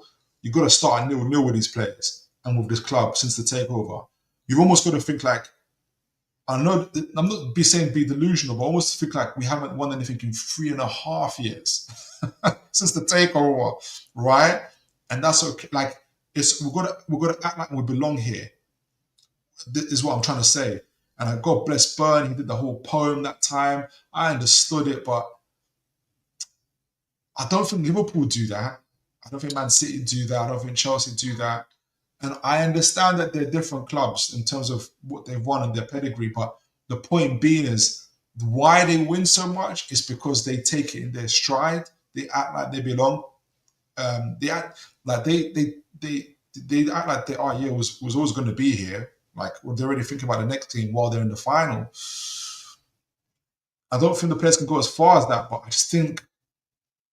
I think we've got to, and that's why I love the change room. We haven't won this game yet against Arsenal. We've got a second half to go. So I just want to highlight this interview from Gordon before I go into the transfer. I mentioned Dan Burn as well. He's been our player of the season for me. Every game. Look at that. Big up Dan Burn. He's been absolutely outstanding. And especially the lads who come on off the bench. It's not easy to come on in that type of environment. Bigging up the guys on the bench.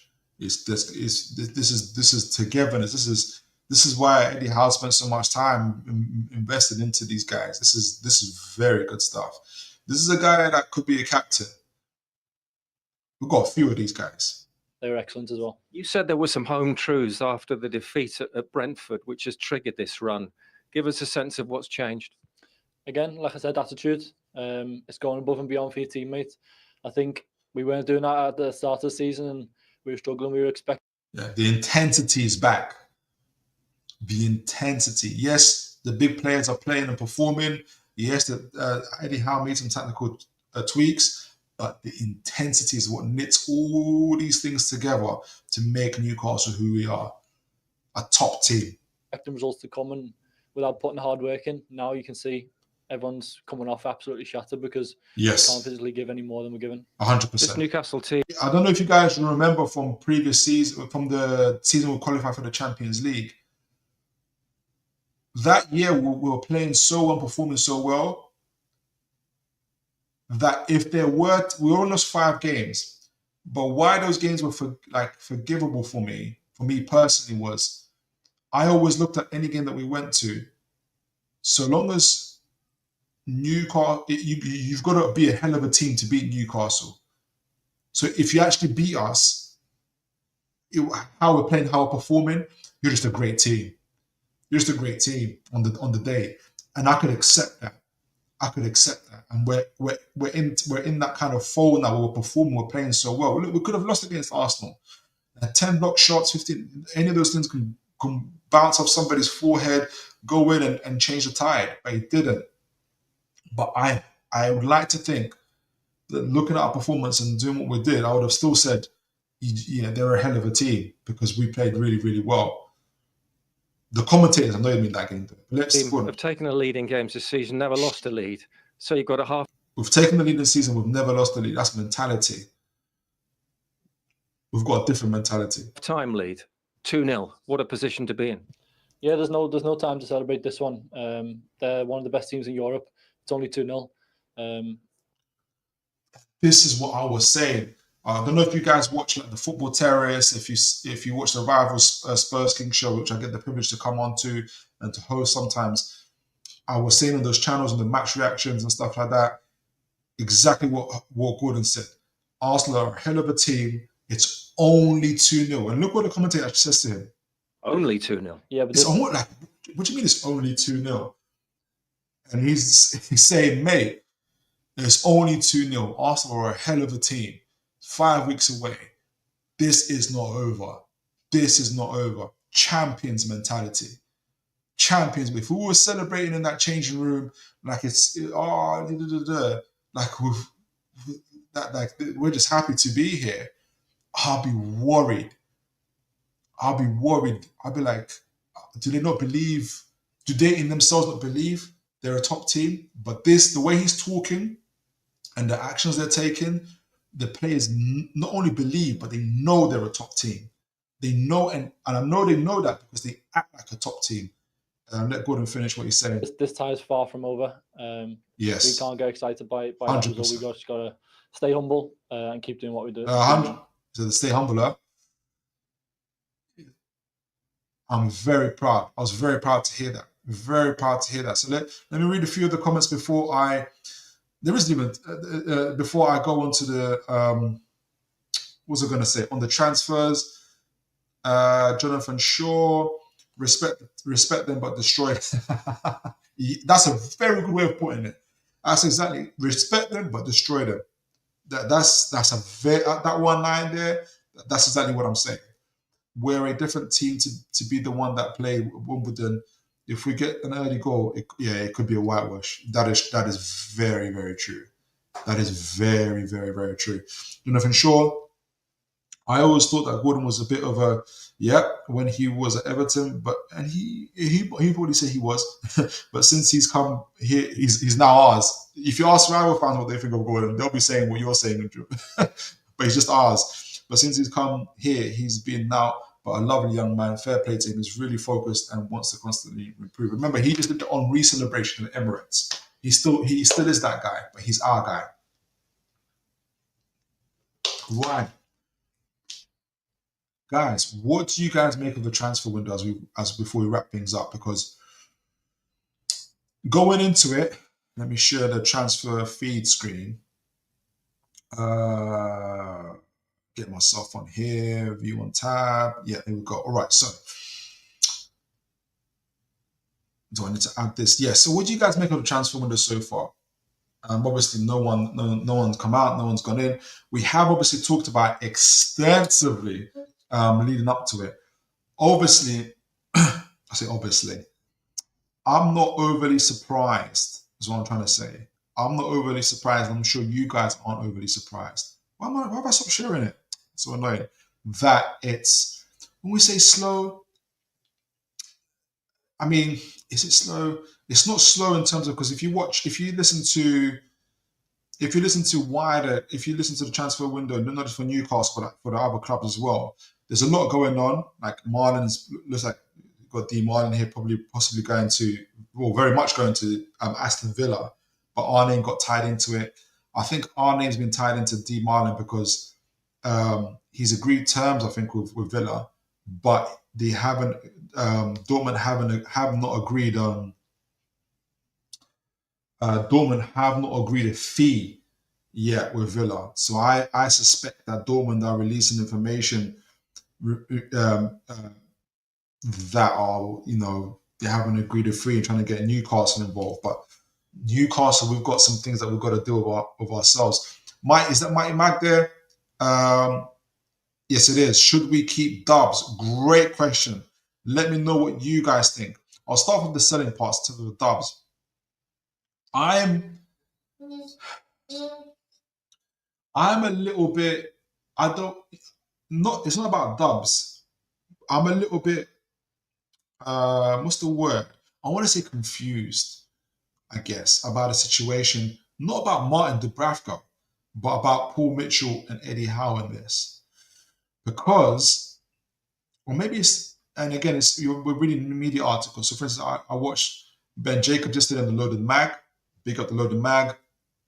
Not just Ben Jacobs, but Michael Douglas and those guys. Some of them even gave fees, saying, look, he's very likely to be going to Al Shabab. The fees around 4 or 5 million, 6 million, whatever it is. And then obviously Craig Hope comes out today, and I'm pretty sure Craig Hope has also been kind of like, there's players that are going to be sold. Dubs is one of them. Correct me if I'm wrong, guys, if he's never said that, but I'll listen to the guys, and Now the information that came out today was like, both that Paul Mitchell and Eddie Howe are trying to talk Martin Dubravka out of a move because it doesn't, they want to extend his contract, they won't have a keeper, but also because, it makes no financial sense, they won't make no money from it. Like, is that true? Like, I'm just confused. They would have known this before. We know they want to buy Trafford because they made bids for him. I don't understand it. So does that mean Miguel Almiron is also staying? Or Charlotte FC are ready to buy him? I mean, or is it a smoke screen, do I dare say that? Are they trying to convince the Premier League and say, look, we're going to get about 5-6, at the end we're going to, Dubs will go and get 5-6 million. If the Premier League are like, I get 5-6 million for a guy that's leaving in 6 months' time. But we didn't want him to leave. Are they playing those type of games? Or do they genuinely not want Dubravka to leave? In that case, I'm thinking, why leave it so late? Or, I mean, what is the actual fight? I thought we need to sell players. If people are offering money, now you're saying they're not offering money. He's just going. Well, he can't just go. He got a contract. I'm a little bit confused by it because I just really thought that it's about sell, sell, sell. And I understand that if you sell Dubravka, if you sell Mickey, if you sell maybe a third person, Kieran Trippier, for instance, maybe even Matt Target, who's quietly, there is, you're not just, yes, you're making a little bit of money, not too much, but you're taking away experience, taking away, people from the squad, and then you need to find a replacement from that. I get it from that side, so it's a tricky window. So even if Newcastle, for instance, sell Miguel Almiron and Dubs, say there is a fee for Dubs. Now they're saying there isn't, but say there is a fee for Dubs, and we make, I don't know, 8 to 12 million combined, if we're lucky, then you can only really make a replacement with one player, really.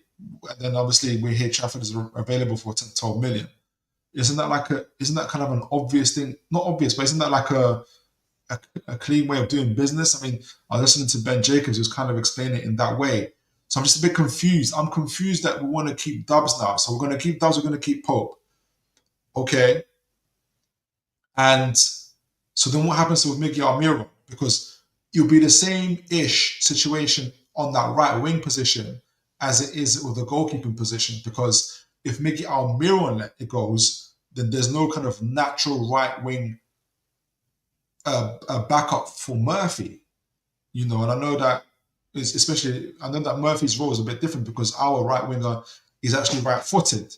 Obviously, he's not, So then I know people will say that, but then we've got Barnes, but Barnes there is add depth for Gordon. Maybe, but then,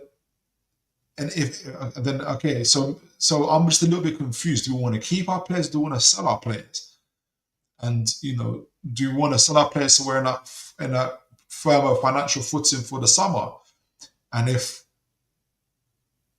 yes, we sell players. So say we sell Dubs, we sell Mickey, and we sell Trippier, and we're close to that 15 to 18 million. You need to find a replacement at the same time. So I think Newcastle maybe are in that kind of limbo. Are they waiting for something? What are they waiting for? Because Dubravka thought he was leaving. Like, you guys saw the images against Arsenal. He's crying. People are chanting and singing for him. He's fully expecting to leave. Now they're releasing reports saying Paul Mitchell and Eddie Howe trying to convince him. I'm confused, guys. I want to read your comments. Maybe you guys can clarify some things for me. Aaron Kane, if it was that 8 million fee touted 100% sell, yeah, I think it was 8 million euros, so about 6 million. Ben Jacobs said it. I want to say Mark Douglas, but I know Ben Jacobs definitely gave a fee for it. Mighty Mag, Newcastle United. I might be one of the very few, but no, keep on Trafford. I think so too, if Trafford is available. Like, honestly, I'm Jonathan Shaw. I'm predicting. I thought it was a natural thing. Sell Dubs, bring in Trafford. Like, I'm sure, and I'm hearing that he wants to come as well. Like, and I don't think he would mind staying the 6 months where he might be on the bench a bit more. But even at the moment, Pope is still getting his fitness back. Whereas Eddie Howe a little bit more worried about bringing in Trafford straight into the firing line? I don't know. I don't know. I'm predicting, Jonathan Shaw, I'm predicting that not much will happen with any teams this window due to PSR. Not big movements, but people are saying, so last year, January, the overall transfer business for teams in the Premier League was about 120 million plus. If you take Man City this year alone, they're looking to bring about 3 or 4 players. So just with Man City alone, that record's going to get shattered. So they're going to sell players. Chelsea want to sell players as well. Like, it is a seller's market. So there are players available. You know, there's a lot of players available. And I just don't know what it all means like for Newcastle. But I know what you mean. Teams, PSR, we only buy if the deal is right. Yep. No point in panic spending. The squad is sitting pretty. True. There is that. Jonathan Shaw, keep Dubs at all costs, and he should keep his place even if Pope is fit. Yep, I agree. He's earned the chance and doesn't deserve to be dropped. I think Eddie Howe probably agrees with that. He won't change the winning side, barring suspensions and injuries and stuff like that. In fact, the only reason Dubs is in this because Pope got injured. The only reason Botman played on the right side is because Fabian Schär was suspended. I don't think Fabian Schär is going to play against Wolves. I think it could be a Botman and Burn again. Honestly, I really do. Well, I took you off there. Jonathan Shaw, and another one from Jonathan Shaw. There are players that can play there. Tino can, Joe Linton, Willock. We need Miggy to leave, so cut our losses. Maybe Miggy's a little bit more ready to go. Maybe. I'm a little bit confused. But I guess I'll be unconfused. But in terms of Dubs, Mighty Mag, like you, I think we should sell him. I think we are selling him. I think he knows we're selling him. That's why he's going. I know that, you know, for me, Craig Cope's a tier 1 journalist, and others, you know, they might be right. I feel like this is like I think there's something else going on. Maybe the Trafford deal isn't quite ready yet. And that's why they're trying to keep him. He knows that's why they're trying to keep him. Because there's a lot of spinning plates. I think it just makes I prefer the Bafka to be sold. Thank you so much for the years you've served. You've been absolutely incredible. But I think it's time for Newcastle to move on and get Trafford in, or whoever other goalkeeper in as well. That's my take on it anyway. Obviously, we've heard about there's a deal also lined up from Miggy Almiron from Charlotte FC. That should happen as well. But there's other, I think, obviously, also heard about Isaac Hayden. Who's probably going to QPR, or is it Portsmouth? I forgot who it is. Is it QPR or Portsmouth? Somebody, if you guys remember, he's either going on the loan or permanent.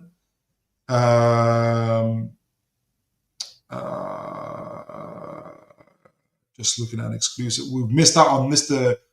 Let me get him on.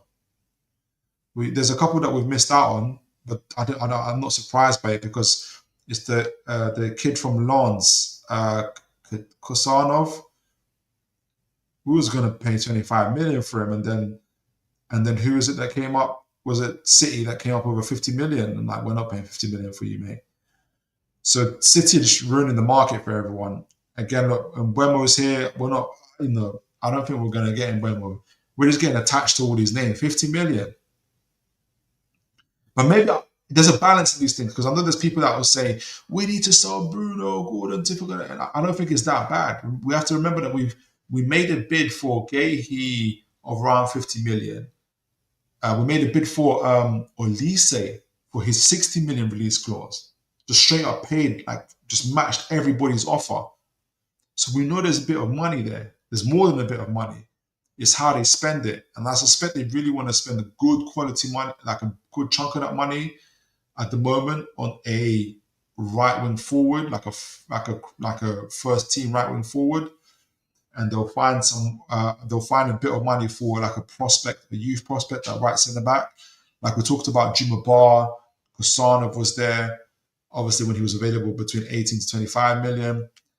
But I think the right wing forward position is that they're gonna wait. So I think Newcastle's waiting for opportunities to come on. Really, look, even today we're linked with Kvaratskhelia. We're not going Newcastle. I'm buying Well, I would love Kvaratskhelia, but again, when teams want to bump up their prices, they put our names in it. Newcastle have shown an interest in Krisha Kvaratskhelia, however, it appears unlikely. Again, unlikely. Why did they even mention us? I don't get it. Brian Mbuemo, we've been credited with £50 million. Has been credited with an interest from Newcastle United. He's in the region of £50 million. I don't see Brentford letting him go. Aaron Ramsdale came up today. Southampton in a bit of drop. You know, a lot of the ITKs or the guys in the nose were saying we're definitely going after Tyler Dibbling and Trafford. And those seem, with the profile of players and the money involved, those deals seem the most likely. But I think we'd have had to sell 3 or 4 players. So I'm not sure, folks. I'm really not sure in terms of where it's at. But that's okay. I think, like, I don't know who said it. Was it you, Jonathan? In terms of we are in a good position. We're playing well. So we're navigating this. We've navigated December really well. We want to navigate January and February really well. But we've got to, that's on the pitch. We've also got to do that off the pitch as well. So yeah, Mighty Mag, Philip, we missed out on Mamadashvili. We should have signed him instead of chasing for Gehi, chasing the ghost. That is true, but I think Mamadashvili was already signed by Liverpool by then. He's their player, like he's just on loan. And to be honest with you, I would prefer Trafford or Chevalier or a couple of other players. He's not that he's not that good with his feet. He's a good shot stopper. And the way Newcastle want to play, we need the goalkeeper. Obviously, we need the goalkeepers who can goalkeep, who can stop shots and has good responses. Like that goes without saying. But we need a player that's good on the ball. We've seen the little bits, the flashes from, for instance, from Dubs, and it makes a heap of difference to our team. So I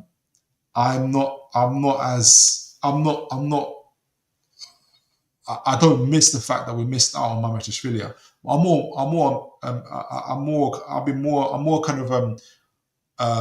feel like we missed out on this Kosanov kid. He would have been really good for us. And kind of that. I hope we can get a Juma Bar. I got to watch one of his games. Maybe that can happen. I'm kind of looking at those things in my opinion.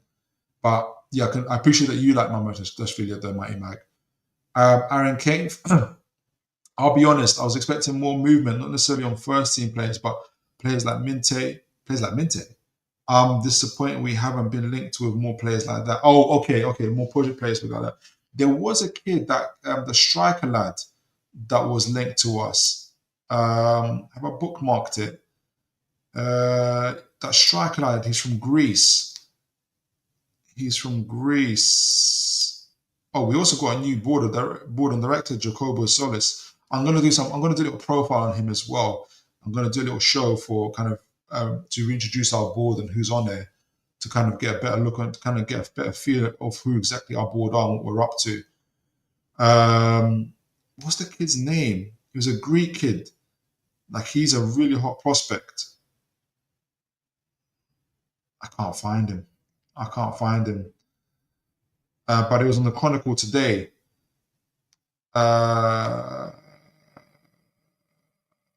Can't find the kid.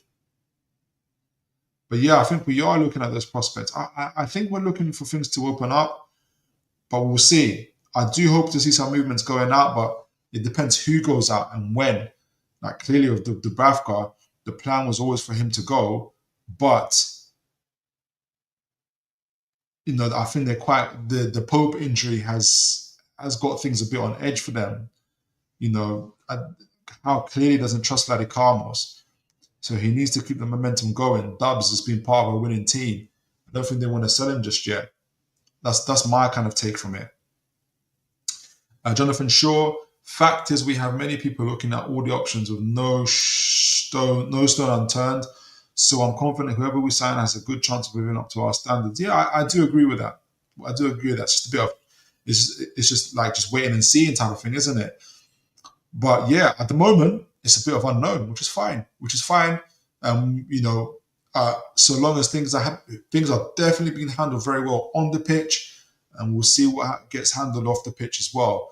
But folks, I'm going to conclude tonight's show with a match reaction to the Arsenal game. Another brilliant performance from Toon, a masterclass, tactical masterclass from Eddie Howe, and the team were absolutely exceptional. You guys showing who your man of the match was. People said Dan Burn, Lewis Hall, all these guys, Gordon, Isak.